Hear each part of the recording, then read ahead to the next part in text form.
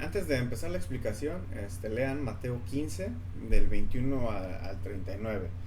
Entonces, pónganle pausa, lean Mateo 15, 21 al 39 y se regresan para acá. Am, Justo después del debate con respecto a la purificación que vimos en la predicación pasada, Mateo nos cuenta ahora la historia de una mujer cananea. Jesús inmediatamente después de alejarse de hipócritas que se consideraban puros, se encuentra con una mujer a la que estos hipócritas considerarían impura, es gentil. Entonces, cuando Mateo nos cuenta que Jesús fue a la región de Tiro y de Sidón y se encontró con una mujer cananea, quiere que pensemos en todo lo malo que involucraba a esta mujer. Primero, es una mujer. En la cultura de Jesús no era apropiado que él hablara con una mujer y menos si era gentil. ¿No? Es una cultura muy patriarcal, muy machista, entonces obviamente esto es un problema. Segundo, si han leído el Antiguo Testamento probablemente recordarán estas dos ciudades. Sidón había sido la ciudad de Jezabel, ahí se nos narra esta historia en Primera de Reyes 16, donde esta mujer trató de asesinar al profeta Elías. Esta persona no solamente es mujer, sino es gentil, y no es cualquier gentil, es de ciudades con reputación de mucha maldad. Por eso es que no es sorpresa que, bueno, su hija esté endemoniada. Tercero, pues es cananea. Los cananeos eran básicamente el enemigo número uno de los judíos desde que salieron de Egipto y comenzaron a entrar a la tierra prometida. No es sorpresa entonces que los discípulos trataran de correrla. La Nueva Biblia de las Américas dice atiéndela, pues viene gritando tras nosotros. Pero la palabra más apropiada es despídela, pues viene gritando tras nosotros. Ellos lo que no quieren es que esta mujer se acerque, por todo lo que obviamente mencioné ya antes. Pero con esta historia Mateo no solo quiere que pensemos en todo lo negativo que rodea a esta mujer. Recuerden que en Sidón también estuvo la mujer que recibió al profeta Elías después de que Elías predijera una hambruna en la tierra. En casa de esta mujer el profeta hizo un milagro en donde la harina y el aceite pues nunca se acababan. Ah, También hubo otro milagro, de hecho en esa casa de esta mujer, su hijo se muere y el profeta ora a Dios para que el hijo resucitara y bueno, el hijo resucita. Entonces Mateo nos presenta, pues digamos sutilmente dos preguntas. ¿Qué clase de mujer será esta? ¿Será como Jezabel que trató de matar a Elías o será como la viuda que recibió a Elías? ¿Y qué es lo que hará Jesús? ¿La ignorará o va a cuidar de ella como Elías cuidó a la viuda? ¿Y qué responde Mateo? Esta mujer es como la viuda que recibe al profeta y Jesús la ayuda. Pero pausemos un minuto aquí. Quiero que noten algo importante. En la predicación pasada, ¿quiénes no recibieron a Jesús? Los judíos. ¿Quién está buscando a Jesús aquí? Una gentil. Tiro y Sidón, que eran ciudades de reputación extremadamente mala y pecaminosa, están más abiertos al arrepentimiento que los pueblos de Galilea. Eso es lo que nos está diciendo Mateo. Imaginen esto en el presente. Imaginen que Jesús estuviera predicando en diferentes iglesias y en todas las iglesias lo están corriendo, mientras que la gente de fuera, los pecadores, inmundos y demás, lo escuchan. ¿Notan la incongruencia?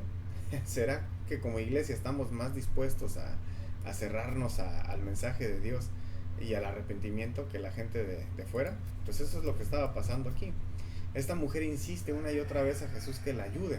¿Cuál es el problema? Pues su hija tiene un demonio.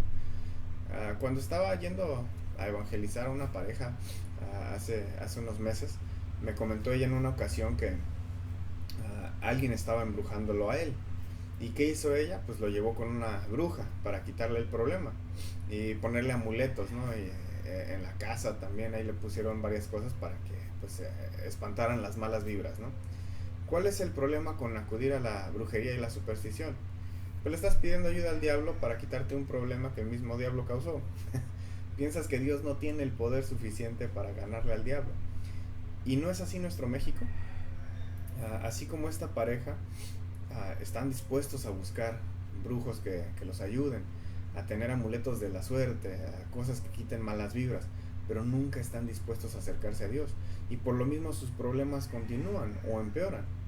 ¿Qué fue lo que hizo esta mujer? Acudió a Jesús. No acudió a un brujo, no acudió a amuletos, no a nada de supersticiones. Ya desde ahí estaba mostrando más fe que muchos mexicanos. Y noten las palabras que usa para referirse a Jesús aquí en estos versículos. En el 22, en el 25 y en el 27 le dice Señor. 3 veces le dice Señor. Y le dice Hijo de David. ¿Qué nos indican estos títulos? La mujer lo está describiendo como rey y como el Mesías de Israel. Algo que a los mismos discípulos apenas les estaba cayendo el 20. Y esta mujer pagana ya sabe la identidad de Jesús.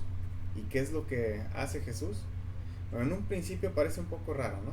Primero dice, no he sido enviado sino a las ovejas perdidas de la casa de Israel.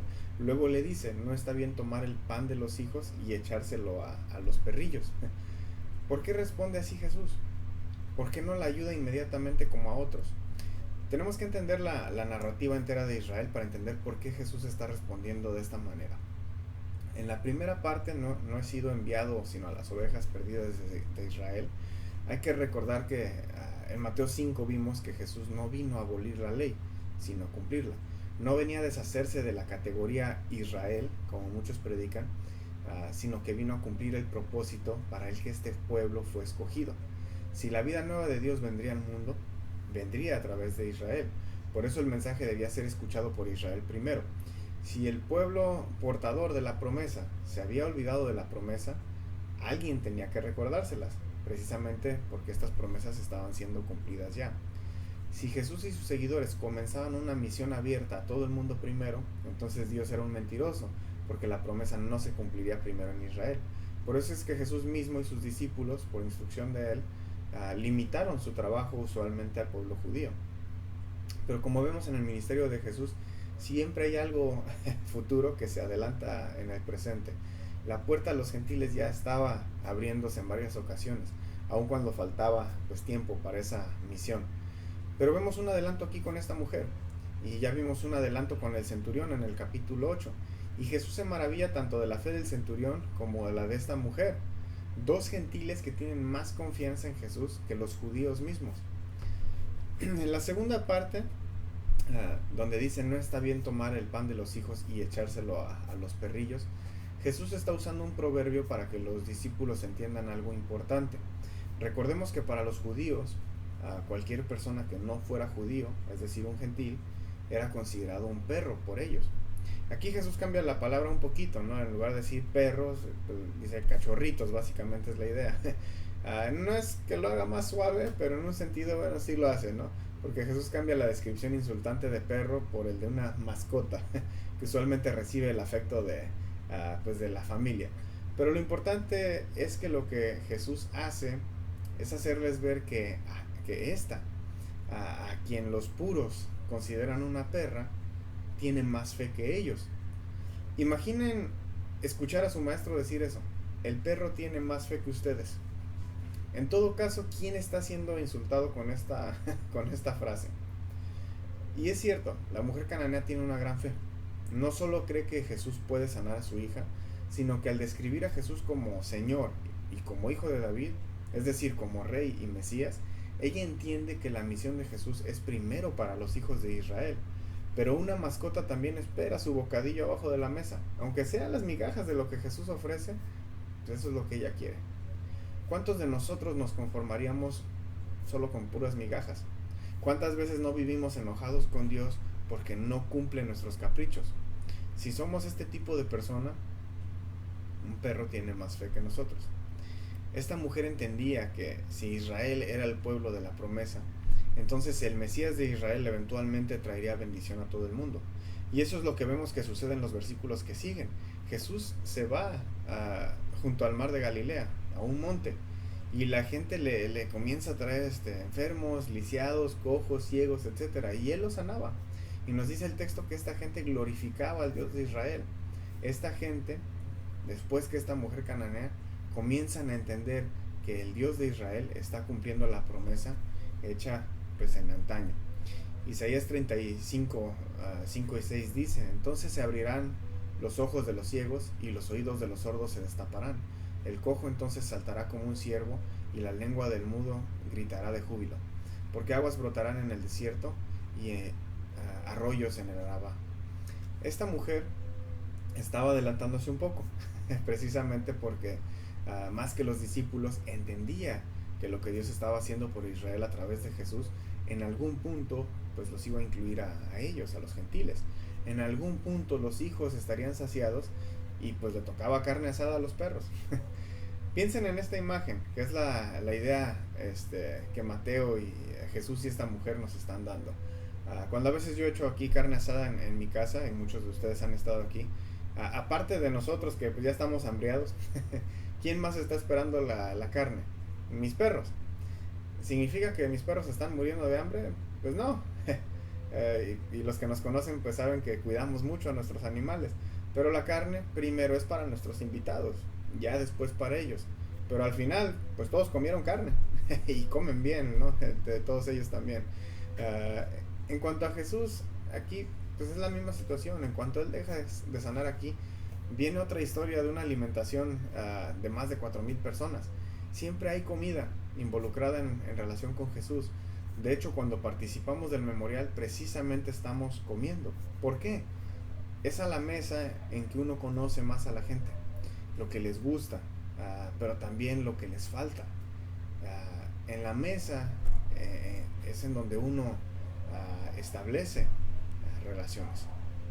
Y eso es lo que le importa a Jesús, no los milagros, la relación con la gente.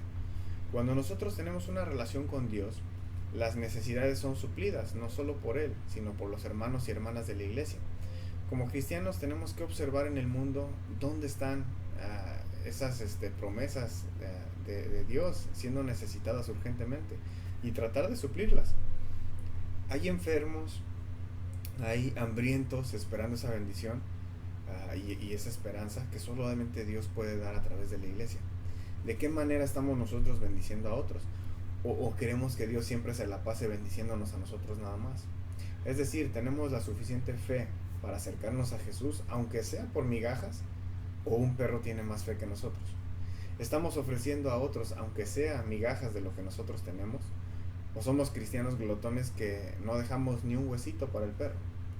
Así como Jesús, debemos aprovechar la oportunidad de ayudar a otros. Dejemos que Dios trabaje en nosotros, pero también a través de nosotros. Que el mundo pueda ver en nosotros que Dios está trabajando para arreglar el mundo. Que Dios los bendiga.